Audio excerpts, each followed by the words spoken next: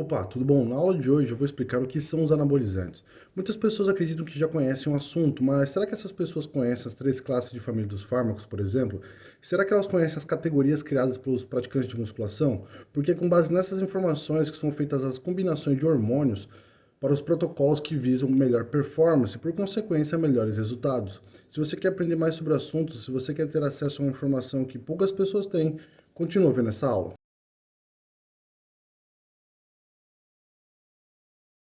Bom, vamos começar essa aula respondendo a seguinte pergunta: o que são esteroides anabolizantes? Esteroides anabolizantes são um grupo seletivo de análogos. Análogos são substâncias que se parecem.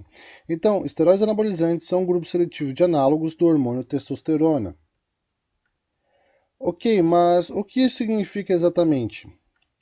Todos os esteroides anabolizantes sintéticos são derivados da testosterona, podendo ser divididos em três classes de famílias distintas, de acordo com a sua estrutura molecular. Então nós temos a testosterona. E por que começamos com a testosterona? Porque ela é o centro de tudo. É a partir dela que os outros fármacos são formados. Então nós temos as três classes de famílias. E elas são a própria testosterona, temos também as 19-nor das nandrolonas e temos também a estrutura das dihidrotestosterona, que é a família dos derivados do DHT. E a partir dessas famílias nós temos as ramificações dos fármacos provenientes de cada uma das famílias. Aqui está algum exemplo, não estão todos os fármacos, mas estão alguns que são amplamente conhecidos. Então os praticantes de musculação, olhando para essas três classes de famílias, criaram três categorias para conseguir maior performance. E essas categorias são base, construtores e estéticos.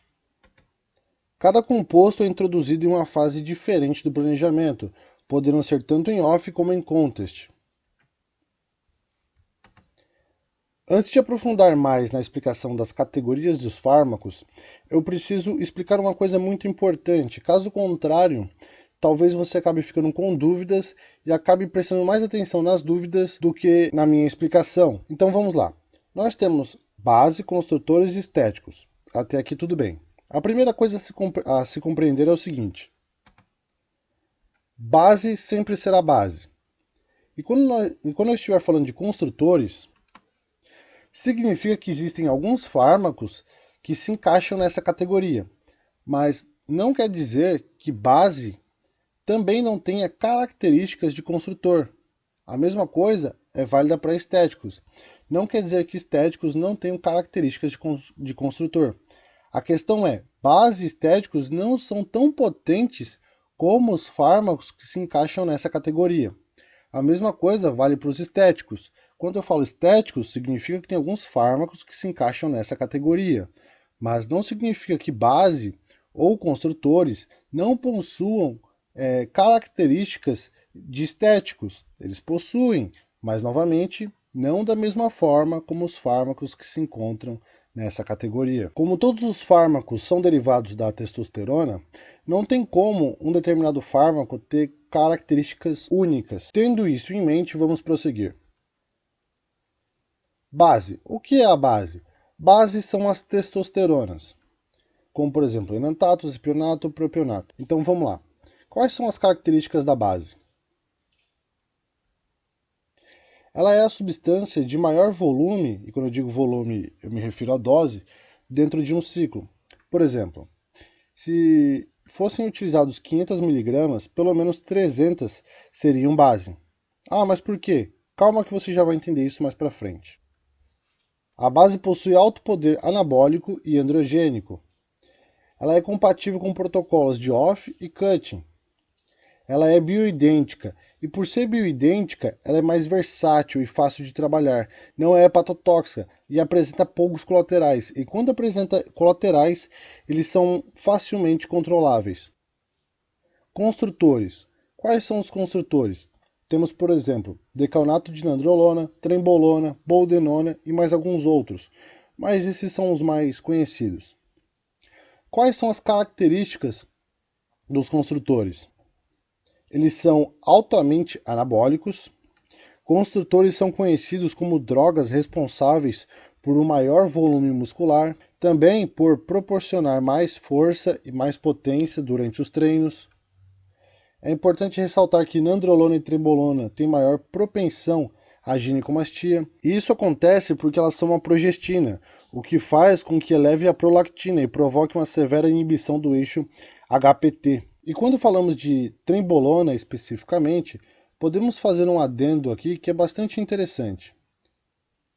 A trembolona é considerada a droga mais potente quando falamos de anabolismo e androgenismo. Ela também possui um alto poder anticatabólico e ela é bastante conhecida pela sua alta ação lipolítica, que é a queima de gordura.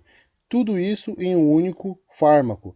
Não só isso, lembra? Ainda tem os itens que eu falei anteriormente. Então a questão que vem é: por que ela não é o fármaco perfeito? Muitas pessoas até acreditam nisso, devido a todo o resultado que ela acaba proporcionando, mas tem um problema. Bom, o problema da trembolona é que ela carrega consigo outro posto. Ela é o esteroide anabolizante que mais afeta o psicológico e com isso acaba aumentando a ansiedade, agressividade, ocasionando mudanças drásticas de humor. E isso é só o começo, porque no seu repertório também podemos incluir insônia, suores noturnos e até mesmo depressão. Depressão eu acredito que é o colateral mais subestimado, porque ler a palavra depressão é uma coisa, mas conviver com isso por meses, ou dependendo dos casos até mesmo por anos, é outra coisa. E muitas pessoas acabam subestimando esse colateral até de fato acabar tendo que lidar com ele. Então, por mais que ela tenha um poder anabólico muito alto, os colaterais que ela possui são bem cruéis. A boldenona, por sua vez, ela também tem uma interação negativa com o sistema nervoso central, semelhante à trembolona, mas não na mesma intensidade.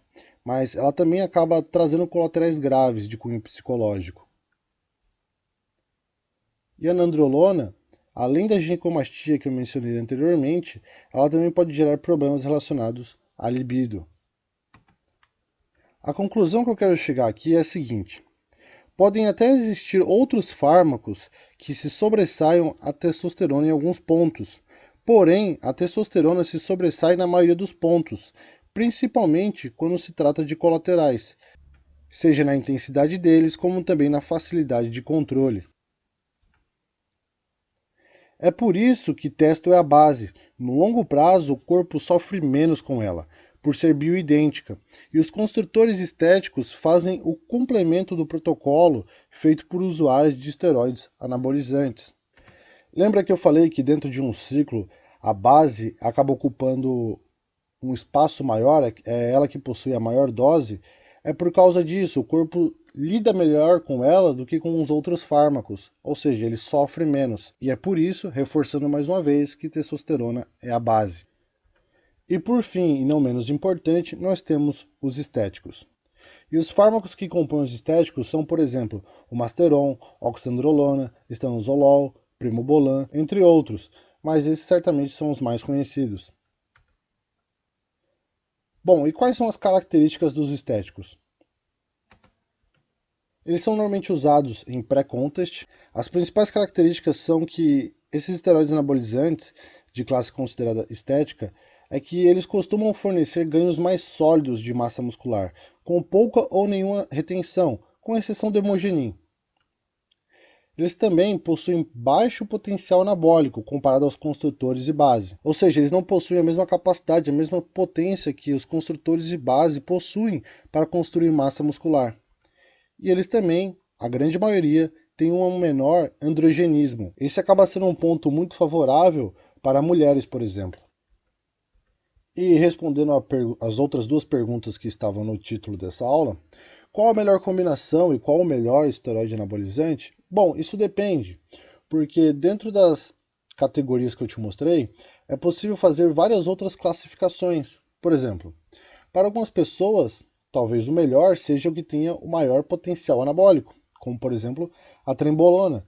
Talvez para a pessoa o potencial anabólico é o mais importante, independente se ela vai ter que conviver com depressão. Para outra pessoa pode ser o fármaco com maior ação lipolítica, pode ser com menor efeito androgênico, Pode ser o fármaco com menor agressividade de colaterais. Depende muito do que a pessoa considera e do que ela procura.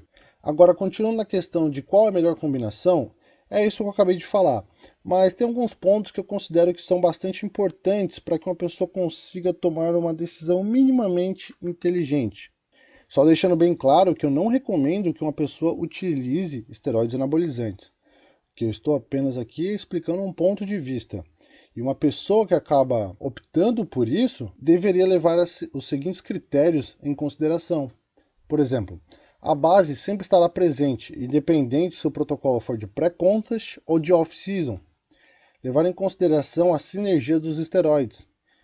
Provavelmente em algum momento vai ter uma aula exclusiva sobre esse assunto, então em outro momento eu aprofundo mais nela. Levar em consideração a maturidade do físico, como por exemplo, não só o tempo de treino que essa pessoa tem, mas como também o quanto de volume muscular essa pessoa possui. Levar em consideração também o percentual de gordura e principalmente, e eu acho que esse é o ponto mais importante, levar em consideração a tolerância aos colaterais, ou seja, não é apenas pensar nos resultados, é pensar principalmente em como você vai viver com esses resultados. Não adianta ter bons resultados se sua mente ou se sua saúde fica completamente destruída, porque o usuário não vai conseguir aproveitar nada. As coisas podem ficar cada vez mais difíceis e mais complicadas, onde se torna algo insustentável, então a pessoa acaba abandonando. Ou seja, o erro mais cometido é a pressa, é a vontade de ter algo o quanto antes, independente do preço. Só que quando o preço chega, a pessoa não consegue pagar e desiste de tudo. Bom, chegamos ao fim de mais uma aula. Espero imensamente ter ajudado você a compreender melhor esse assunto, porque esse é o objetivo. Espero que todas as informações aqui tenham sido claras o suficiente para sua compreensão e espero te ver em uma próxima aula. Forte abraço e te vejo em breve.